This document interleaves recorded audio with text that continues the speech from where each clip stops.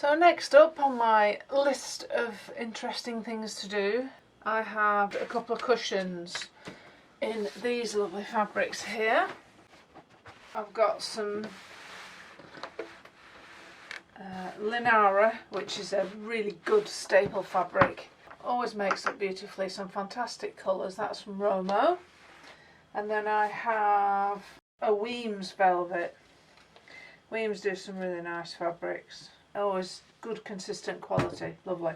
And that's called Columbia in Hunter Green.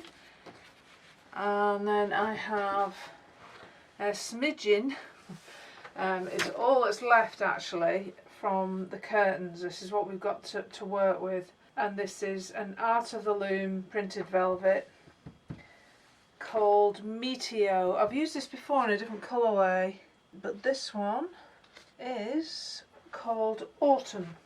It makes up nicely nonetheless. Anyway, so we're doing like a panel of this down the middle, the Linara each side, and then backed in the Columbia Hunter velvet.